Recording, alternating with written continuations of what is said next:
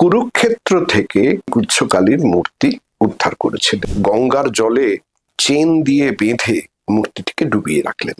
অসাধারণ সে মন্দির। কর্ণকুন্তলে সাপ, শিরভূষণে সাপ, হাতে কঙ্কনগুলি সাপ। সূর্য ডোবার পর এই অঞ্চলে কেউ থাকেন না। দেবী যদি কাউকে দর্শন দিতে না চান তাহলে তিনি দর্শন দেন না। নন্দকুমারের নাম আলাদা করে বলার দরকার নেই, তাকে সবাই জানেন, ইতিহাস প্রসিদ্ধ মানুষ তিনি।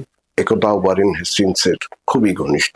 তার গল্পে ঢোকার আগে ছোট্ট করে বলি যে তিনি কি করে এই গুচ্ছকালী পেলেন এবং কোথায় রাখলেন। সম্ভবত জরাসন্ধ গুচ্ছকালীর পুজো করতেন। তারপর জরাসন্ধ কিভাবে মারা গেলেন সে কথা মহাভারতে আছে।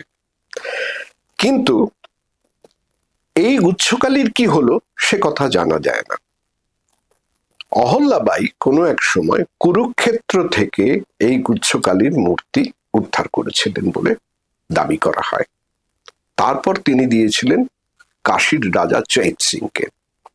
চৈত সিং এর বাড়িতে এই গুচ্ছকালী নিত্য পূজিতা হতেন। অপূর্ব সে মূর্তি।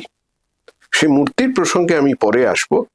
আগে চৈত সিং, ওয়ারেন হেস্টিংস এবং নন্দকুমারের গল্পটা একটু বলে নিই।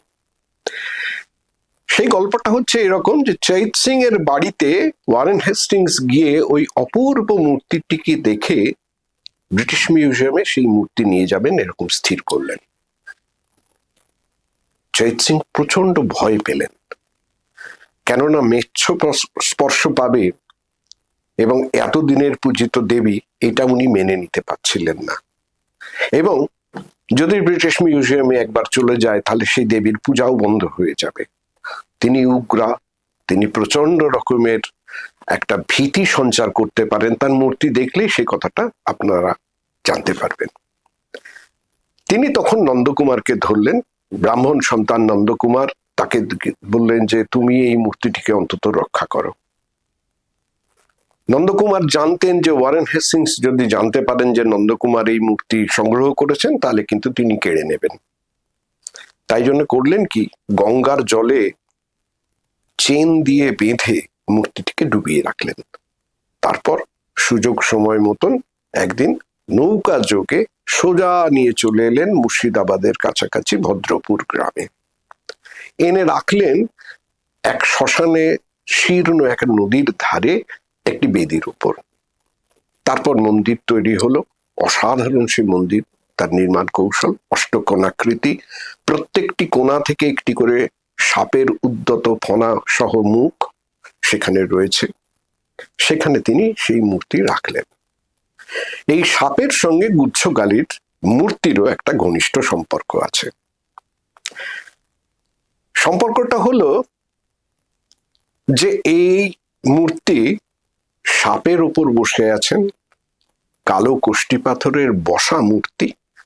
তার কর্ণকুন্তলে সাপ, শিরভূষণে সাপ, হাতে কঙ্কনগুলি সাপ এবং প্রচুর সাপ, তাকে নাগ উপবিত যেটি বলা হয় সেটি তিনি পরে আছেন।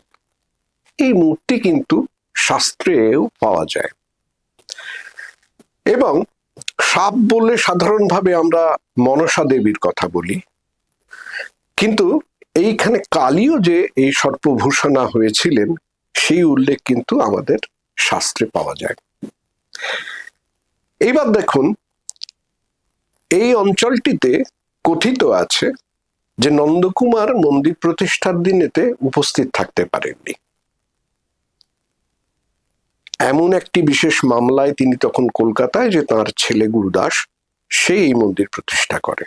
এই মন্দিরে যা কিছু হয় সব দিনের বেলায়, এমনকি শ্যামা কালী পুজো যেটাকে আমরা বলি, কার্তিক মাসের যে অমাবস্যা তিথি দীপান্বিতা, সেই উৎসবও কিন্তু দিনের বেলায় হয়।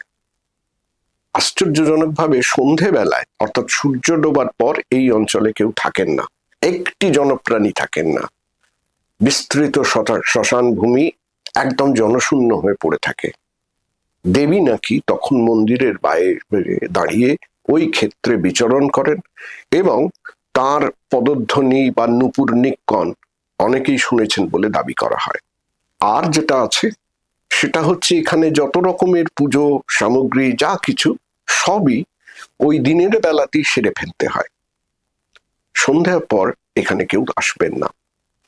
এইরকম একটা অদ্ভুত নির্জন জায়গা, এবং খানিকটা হলেও দুর্গম, সবসময় যে খুব সহজে সেখানে পৌঁছে যাওয়া যায় এরকম না। ওইখানকার স্থানীয় মানুষ বলেন যে দেবী যদি কাউকে দর্শন দিতে না চান তাহলে তিনি দর্শন দেন না। আমি বেশ কয়েকবার গিয়ে দেখেছি যে দেবীকে এমন একটি কালো কাপড় পরিয়ে রাখা হয় যে দেবী যে সর্পভূষণা এবং সর্পের উপর আসন বিশিষ্ট করে বসে আছেন এটা কিন্তু দেখা যায় না। দেখতে হলে যেতে হবে তার স্নানের সময়, যেটা নাকি 11টারও আগে। 11টার মধ্যে তার স্নান সম্পন্ন হয়, তখন তাকে ওই পূর্ণ অবস্থায় দেখা যায়। তারপরেই তাকে কাপড় পরিয়ে দেওয়া হয় এবং এমন ভাবে পরানো হয় তখন মনে হয় দেবী একটি দণ্ডায়মান মূর্তি, এখানে কোনো শিবের উপস্থিতি নেই। এই মন্ত্রী যখন থেকে বাংলায় এসছে, বাংলায় এই রকম মূর্তি আর কিন্তু কোথাও দেখা যায় না। ফলে এই মূর্তি দেখার জন্য প্রচুর মানুষ প্রত্যহ চেষ্টা করেন এবং আসেন, এবং ওই মন্দিরে প্রসাদের ব্যবস্থা আছে, প্রসাদ খেয়ে দুপুরবেলার মধ্যে চলে যান।